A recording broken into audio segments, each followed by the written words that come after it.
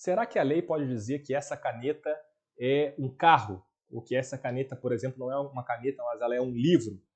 Essa pergunta pode parecer estranha, mas tem tudo a ver com o nosso tema de hoje aqui, o Desafio das Súmulas, que é o tema das horas em itinere, a súmula 90 do TST. Então, se você está curioso com relação a essa pergunta, fique até o final que eu vou responder aqui essa indagação. Bem-vindos de volta ao canal, ao Desafio das Súmulas. E vamos lá, a súmula 90, então, ela fala justamente sobre o tema das horas em itinere, né? E a súmula 90, essa ideia, esse instituto das horas em itinere, eles foram previstos inicialmente pela jurisprudência do TST. Não havia inicialmente previsão legal e, posteriormente, com o passar do tempo, a legislação incorporou essa figura das horas em itinere, que eram regidas grande parte aqui pela súmula 90 do TST.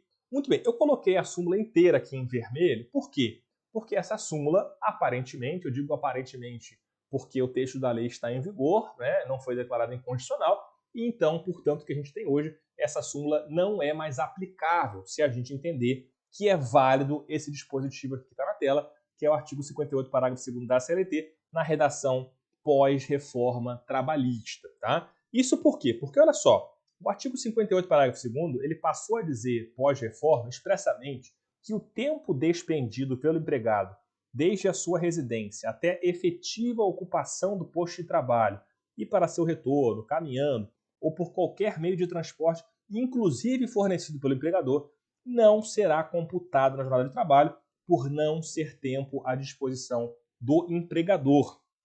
Então perceba, o dispositivo expressamente ele pretendeu, ele revogou o Instituto das Horas em Itinere, que deixaram, portanto, de existir no direito do trabalho brasileiro, tá certo? E aí, portanto, aqui a súmula 90 inteira, que tem a previsão, que tinha essas previsões alusivas às horas em itinere, ela a princípio não existe mais, a princípio não se aplica mais com relação a isso, já que a lei posterior ela trata o tema em sentido diferente.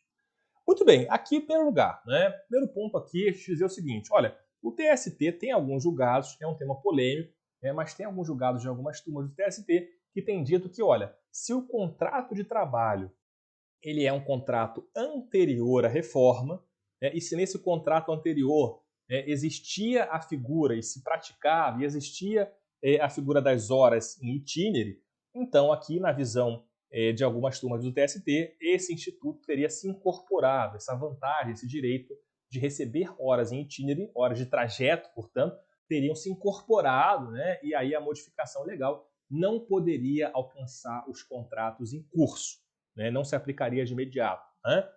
Temos também julgados de outras turmas do TST em sentido diferente, aplicando de imediato, inclusive para os contratos anteriores à reforma, mas aplicando a partir da reforma esse raciocínio de que não existem mais horas em itinere. Então é um tema que, no próprio TST, é um tema que não está resolvido ainda. Tá? E outro tema que não está resolvido no TST é justamente a análise da constitucionalidade desse dispositivo que está aqui na tela, o 58, parágrafo 2º. Será que isso é constitucional? Será que não é constitucional? E aqui eu volto à pergunta que eu fiz no começo aqui desse vídeo, que é a seguinte, será que uma lei pode mudar a natureza das coisas?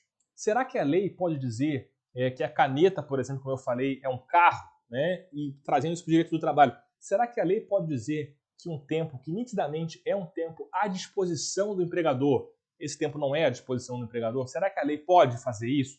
Essa que é a pergunta.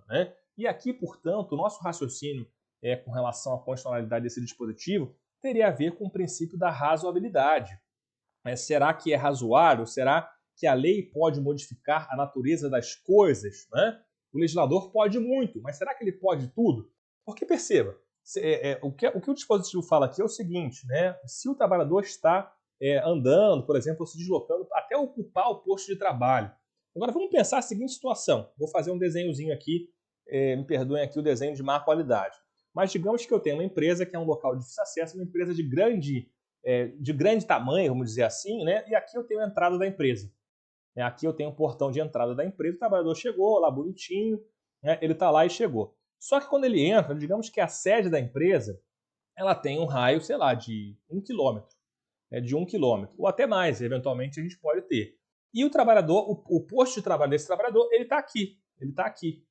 lá no final, depois de 1 quilômetro, o trabalhador vai começar a trabalhar. Ele tem que andar, ele vai chegar, vai entrar na empresa, ele vai caminhar 1 quilômetro, digamos lá por 10 minutos, até ele chegar ao seu local de trabalho. Poderia ser mais do que isso aqui. Dei um exemplo até modesto, tá? Em termos de tempo e distância. A gente tem situações no Brasil, sim, em que isso vai ser mais. Então, esse tempo aqui, será que nesse tempo o trabalhador não está à disposição do empregador? Será que para ele poder prestar o seu serviço, ele não tem que obrigatoriamente caminhar? Esse tempo aqui não é um tempo à disposição? Olha, me parece claramente que esse tempo, sim, desde que ele entra na empresa pelo menos, esse tempo é um tempo à disposição. O mais recomendável aqui seria, claro, que tivesse um cartão de ponto aqui, né, logo na entrada, e aí depois que ele entra, ele vai se dirigir ao seu posto de trabalho. Mas perceba que o texto legal ele é bastante enfático, né? Ele é bastante, digamos até, eu diria maléfico nesse sentido, de querer prever isso, né? O trabalhador vai entrar, ele pode andar 20 minutos talvez, e aí só depois disso é que ele poderia marcar, por exemplo, o seu cartão de ponto, e isso seria válido. Olha, me parece que a lei pode muito, mas a lei não pode tanto, né? Parece que esse tipo de previsão viola, assim, o próprio senso natural das coisas. E o senso natural das coisas tem a ver com o princípio da razoabilidade. Tá? Então, a meu ver, essa previsão sim é inconstitucional. Tá? Pelo menos com relação a esse caso em que o trabalhador entra na empresa e vai ter que se deslocar, me parece que é muito claro esse raciocínio.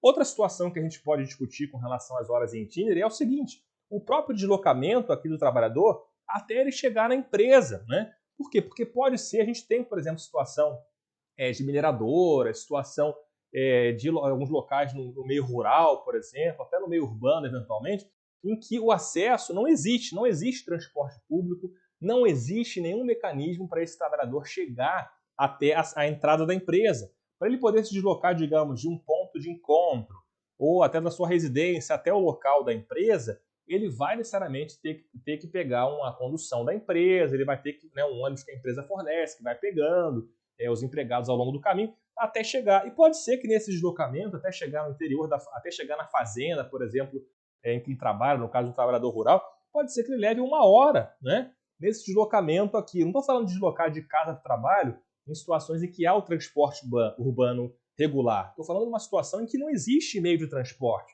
Né? E por isso o empregador ele fornece um ônibus num ponto de encontro, na cidade, por exemplo, e leva os trabalhadores até o meio rural, até esse local.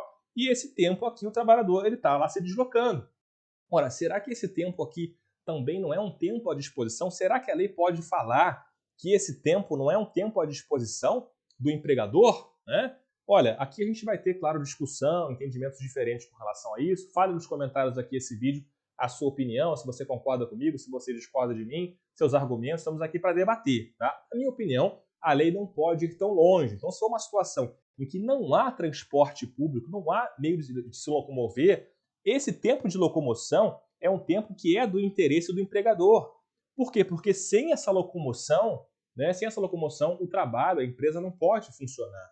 Né? Então, mais uma vez aqui, viola a ordem natural das coisas. Então, a lei, a meu ver, ela não pode dizer que essa caneta não é uma caneta, que essa caneta é um ônibus. Não, a lei pode muito, mas não pode tanto. E a lei não poderia dizer, então, que um tempo que efetivamente, claramente é um tempo à disposição, não é um tempo à disposição. Tá? Então, esse é o enfoque constitucional desse tema, e esse enfoque o TST ainda não abordou. O que a gente vê que já chegou ao TST é a discussão intertemporal, a gente tem essa discussão, né? Mas não há um enfrentamento direto do TST ainda com relação a esse tema na perspectiva constitucional e especialmente sob a ótica do princípio da razoabilidade, como eu expliquei aqui, tá bom? Isso fica para a cena dos próximos capítulos. Se você ficou até aqui comigo nesse vídeo, então deixe o seu like, né? Se inscreva no canal, ative os comentários para receber notificações e para que o nosso projeto possa continuar crescendo, frutificando e alcançando mais pessoas que podem se beneficiar da nossa análise, do nosso estudo, tá bom? Grande abraço e até o próximo vídeo.